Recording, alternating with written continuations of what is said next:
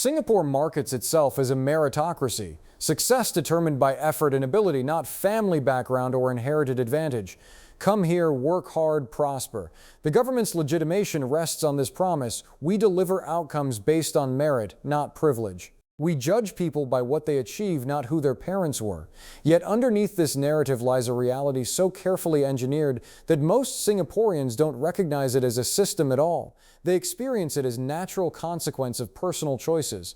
The inequality machine runs so smoothly that its existence becomes invisible. The physical segregation begins with housing. Singapore's most visible divide isn't between rich and poor neighborhoods, it's between public housing and private property. HDB flats, the government housing where over 80% of Singaporeans live, cluster in specific areas. Private condominiums, landed properties, exclusive enclaves occupy other areas. But this isn't random distribution. The geography itself encodes class, travel on the MRT from an outlying HDB new town toward the central business district. You notice the shift, the density decreases. Buildings become lower, green space increases, the people change. By the time you reach private residential areas, you've crossed into a different Singapore. The HDB system creates housing for the masses while simultaneously marking them. Own an HDB flat and you've achieved the Singaporean dream of home ownership. But everyone knows HDB residence signals middle or working class. Private property signals wealth. This distinction shapes everything. School catchment areas are drawn on residents. Grow up in a particular HDB town and you'll attend the associated neighborhood schools. Grow up in a private landed property area and you'll attend different schools. The residential segregation creates school segregation, creates professional segregation, creates lifetime opportunity segregation. The education system amplifies these initial advantages. Singapore's education excels at identifying and sorting talent early. PSLE at age 12 sorts children into different secondary school tracks. This sounds meritocratic. The brightest go to the best schools. But the brightest identified at age 12 have already had 12 years of family investment. Piano lessons, enrichment classes, tutoring, parental support for homework. These advantages cluster. Children from private property backgrounds receive these investments more consistently than HDB children, not because their parents love them more, but because they have more financial capacity. By age 12, when the sorting happens, the inequality has already been substantially determined. The school system itself becomes stratified. Express stream students, disproportionately from wealthier backgrounds, attend better resourced schools. They encounter better teachers because the best teachers congregate where student performance allows them to teach more effectively. They have peer groups of ambitious families who read books, discuss current events, plan for university. Normal stream students, disproportionately from HDB families, attend schools with more behavioral challenges, less stable student populations, fewer resources. The peer effects compound. By secondary school, the trajectories diverge sharply, not because of innate ability, but because of accumulated advantage. The tuition industry invisibly extends these advantages. Wealthy families hire tutors as normal practice. Middle-class families hire tutors for struggling subjects. Working-class families cannot afford tutors or afford minimal tutoring. This educational inequality becomes documented through exam performance, which becomes justified through meritocratic logic. The highest scorers went to the best schools because they were the smartest, the reasoning goes. The fact that they also had the most tutoring, the richest peer groups, the most educated parents remains unstated. Meritocracy requires forgetting the infrastructure of advantage. University entrance consolidates these advantages. Singapore's universities admit based on grades and test scores. Students who took the express stream, attended well-resourced schools, had private tutoring, benefited from educated parents, have better preparation, they score higher. They gain admission to more competitive universities. The system loops. University graduates earn significantly more than secondary educated workers. The children of university graduates born into educated families again receive all the advantages. Each generation reproduces the previous generation's inequality through a system that claims to ignore family background entirely. The professional world continues the stratification. Elite universities produce alumni networks. National University of Singapore and Nanyang Technological University graduates cluster in government, finance, law, medicine. Polytechnic graduates cluster in technical and skilled trades. The salary differential between degrees is enormous. A fresh NUS graduate earns roughly double what a Polytechnic graduate earns. After 30 years, the difference compounds into millions of dollars of lifetime income differential.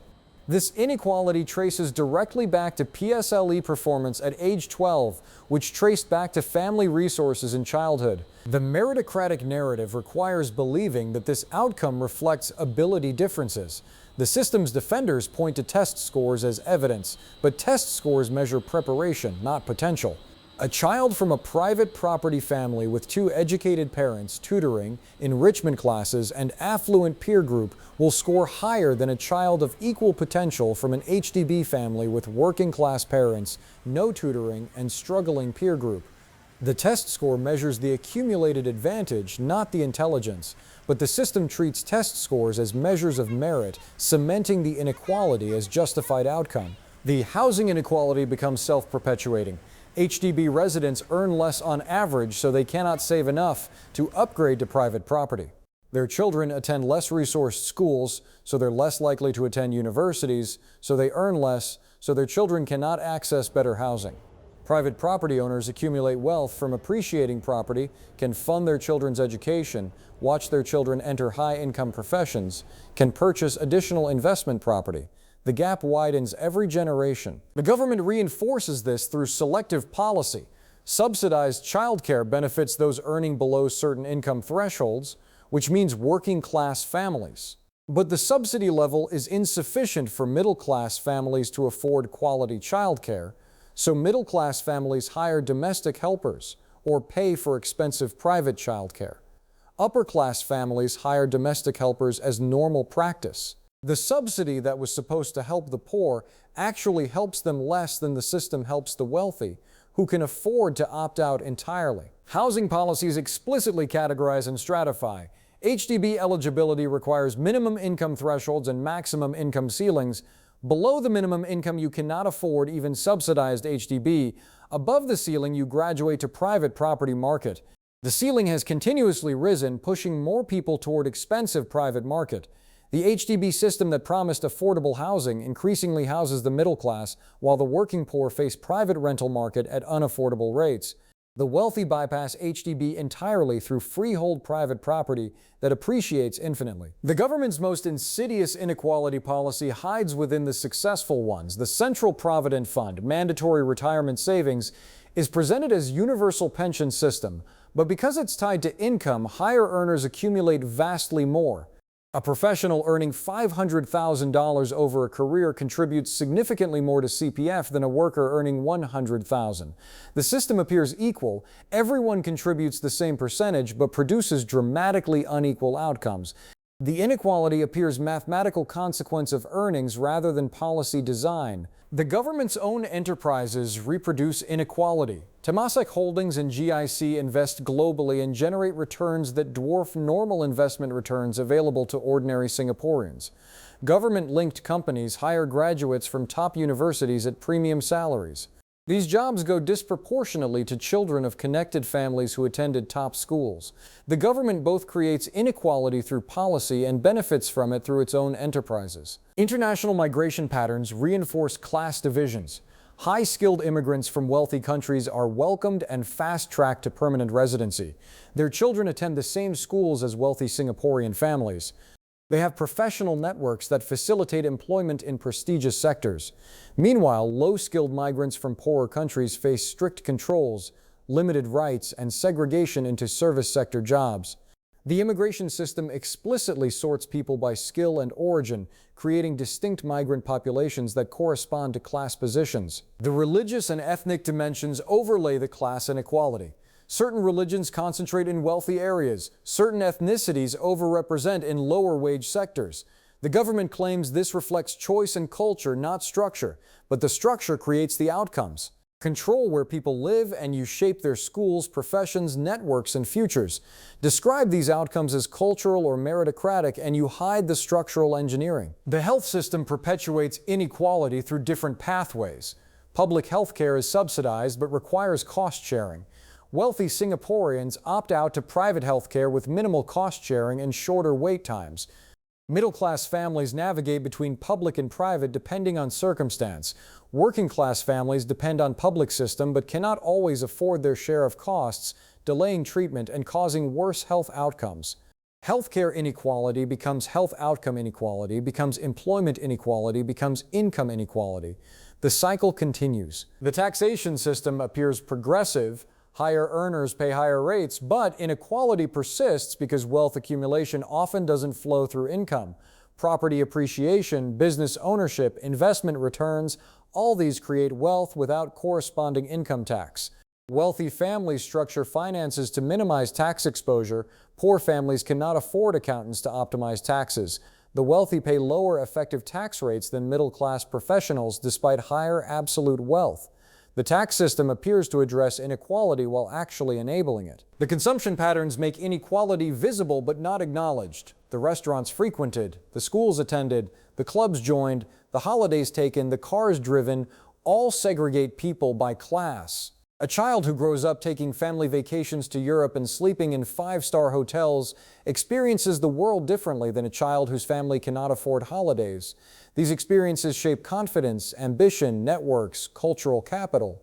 The meritocratic system measures outcomes of people with vastly different starting conditions and calls the results merit-based. The political representation reproduces class control. Wealthy Singaporeans have access to decision makers. Their children go to schools where they meet the children of politicians and senior officials. They join clubs where they encounter powerful people. They develop networks that inform and influence policy. Working-class Singaporeans have no such access. Their concerns get processed through bureaucratic channels that are designed to be responsive but maintain distance. Influence flows from the top down, not the bottom up. The narrative that completes the inequality machine is meritocratic ideology itself. If success comes from merit, then failure comes from lack of merit. If wealth reflects ability, then poverty reflects inability. If the system is fair, then outcomes must be just. This ideology prevents people from recognizing systemic inequality because it interprets inequality as individual outcome.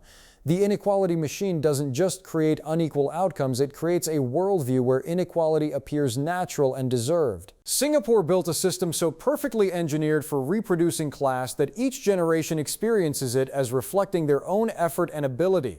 The poor work harder and still fall behind and blame themselves for insufficient effort. The wealthy succeed and attribute it to superior ability and work ethic, not recognizing the infrastructure of advantage. The middle class aspire upward, and the HDB families aspire to private property, both believing in the meritocratic narrative while participating in the inequality machine that keeps them separated and unequal. The tragedy is that Singapore possesses the administrative capability to create genuine equal opportunity.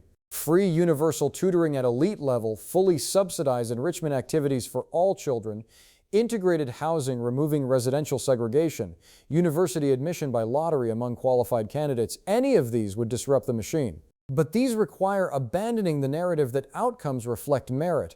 They require acknowledging that current success came from unequal systems. Rarely do the beneficiaries of inequality voluntarily dismantle the systems that benefited them.